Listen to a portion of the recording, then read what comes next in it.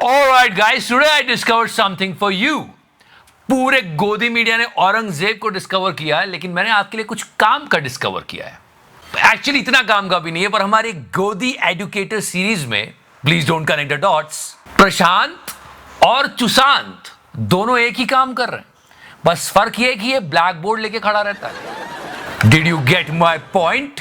वैसे तुक की बात यह है कि देश में कहीं भी सांप्रदायिक हिंसा नहीं होनी चाहिए। और मैं अपना स्टैंड क्लियर कर दूं, औरंगजेब की कब्र रहे या ना रहे मुझे कोई फर्क नहीं पड़ता। मुझे मेरे देश की तरक्की से मतलब है। मतलब सीरियसली हमको आगे जाना है, हम 300 साल पीछे जा रहे हैं। It's not making sense at all. और इस बकवास डिस्कशन में गोदी मीडिया ने आग में कैसे घी का काम किया है ये भी मैं आपको बताऊंगा। दुख की बात यह कि सांप्रदायिक हिंसा हो रही है देश में, और उस वक्त सबको बहुत संयम से काम लेना चाहिए। बिल्कुल भी ऐसी कोई बात नहीं करना चाहिए जिससे किसी की भी भावनाएं भड़के या आहत हो, बिल्कुल सोच समझ के। पर हमारा तो न्यूज चैनल ही किसी और दिशा में जा रहे हैं। दलाल! Because now I'm going to put you the most easiest question of your life. I mean, look at this. Nagpur में साजिश किसने लगाई माचिस? ये पूछ रहे हैं। Okay, try to understand that. थोड़े दिन पहले स्टारलिंक और जियो के टाई अप की बात चल रही थी, स्टारलिंक और एयरटेल के टाई अप की बात भी चल रही थी। अभी तक गवर्नमेंट ने अप्रूवल नहीं दिया, फिर भी बात बहुत हो रही थी। जब स्टारलिंक इंडिया में आएगा ये बात चल रही थी, तो एक बहुत बड़ा सवाल खड़ा हो रहा था कि क्या होगा जब गवर्नमेंट को इंटरनेट बैन करना पड़ेगा। गाइस, कहीं पर वायलेंस हो रहा है, राइट्स हो रहे हैं, दंगे हो रहे हैं, तो उस वक्त इंटरनेट को कंट्रोल करना बहुत जरूरी होता है ताकि दंगे भड़क ना जाए। पर यह काम तो गोदी मीडिया ऑलरेडी कर रहा है, नहीं करना चाहिए। गोदी मीडिया ने फुल ऑन कोशिश की और उसमें सबसे आगे रही है चित्रा जी। और ये पर्सनली लोगों ने क्यों नोटिस नहीं किया, मुझे बहुत दुख है इस बात का।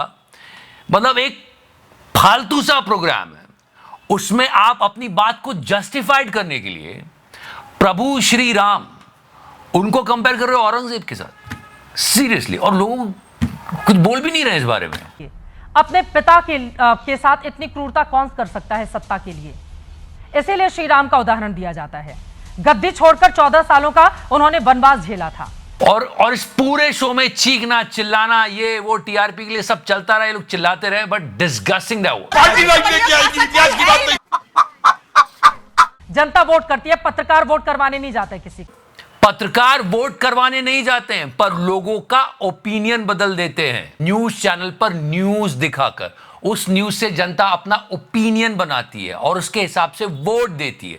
एक पत्रकार की बहुत बड़ी भूमिका होती है। चित्रा जी, औरंगजेब पर आती हूँ मैम, प्लीज।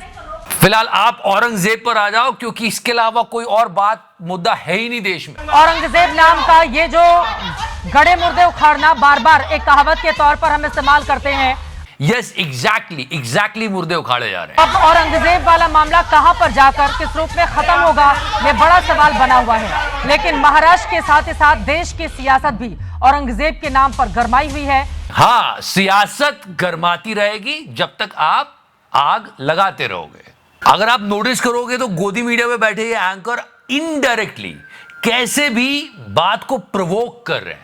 वैनम ने तो हदें पार कर दी, पता नहीं कहां लेके जा रहा है। लेकिन मतलब अगर हिंदू तालिबान होता ना, मतलब ये मेरा टेक है कि अगर हिंदू। किसने मांगा तुझसे तेरा टेक वैनम? तू अपना टेक कभी अनएम्प्लॉयमेंट पे नहीं देता, कभी इन्फ्लेशन पे नहीं देता, ये रूपी डॉलर वैल्यू है इस पर अपना टेक नहीं देता। इसी पर क्यों टेक दे रहा है तू? ओके, इन्होंने भी औरंगजेब को लेकर एक ट्वीट लिखा था, वो पढ़ देता हूं मैं। औरंगजेब की कब्र में क्या प्रॉब्लम है? औरंगजेब की कब्र मिटाने की मांग क्यों? आपा औरंगजेब की कब्र किसको अच्छी लगी? आपा किसी को अच्छी नहीं लग रही आपा, पर आप किस बारे में बात कर रहे हो ये तो सोचो। आपा स्टूडियो पर बहस हुई। इसलिए किसी की कब्र रहे या ना रहे मुझे कोई फर्क नहीं पड़ता, पर where are the important points? फरवरी के मंथ में हमारा एक्सपोर्ट श्रिंक हुआ है, वो भी 10.6%। मैन्युफैक्चरिंग कम हुई है, कोई बात करने को तैयार नहीं है। हमारी इकोनॉमी पे बात कर लो, लोग कहते हैं मंदी का खतरा मंडरा रहा है। इन्वायरमेंट पे बात कर लो, 20 में से 13 सिटीज हमारी जो सबसे ज्यादा पोल्यूटेड है। अभी 6 स्टेट्स में 8 बोर्ड पेपर लीक हुए। Paper leak is actually not stopping. ये मुद्दा हुआ करता, लोग भूल गए। चिल्ला चिल्ला के थक गए, लेकिन अभी तक पेपर लीक रुके नहीं है। ये जो बोर्ड्स के पेपर लीक हुए हैं उसमें 85 लाख स्टूडेंट्स इफेक्टेड हैं। कोई बात नहीं करने को तैयार। मतलब ग्रुप ने इतने बड़े बड़े एक्सपोजे किए हैं, एक बात कर ले गोदी मीडिया उसके बारे में। Point is that are we going forward enough? हम आगे बढ़ रहे हैं क्या? देश तरक्की कर रहा है? रुपए डॉलर की बात की जाए तो ये वैल्यू हो गई है। मतलब एक फिल्म बना दो बेरोजगारी के ऊपर, उस फिल्म को लेके 10 दिन गोदी मीडिया डिबेट करे, फिर रेज उठे और उसके बाद लोग इस बात में लग जाए कि देश से बेरोजगारी खत्म कर दे।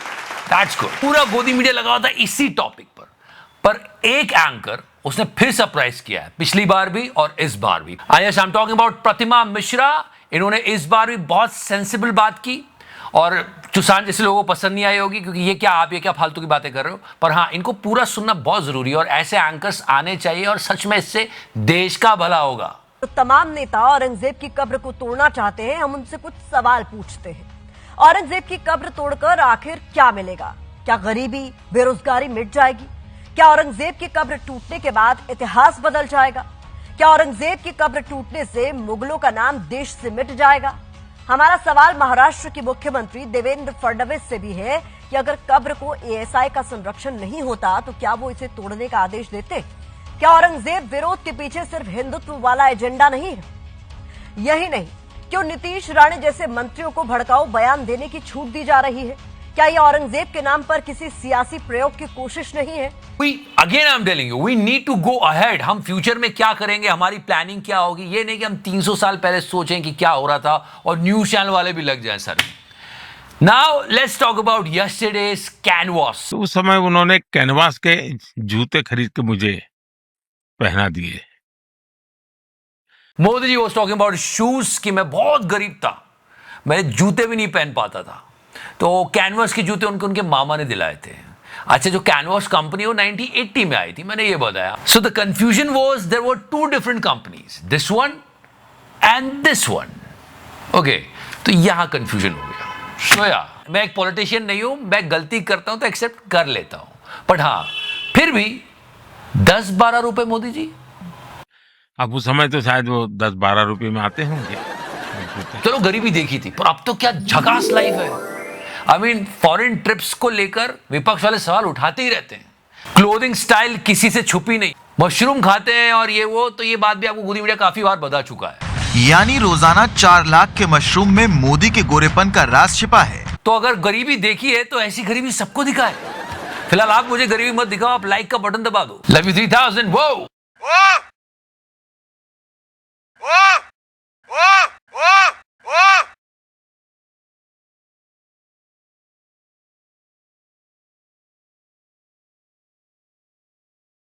margin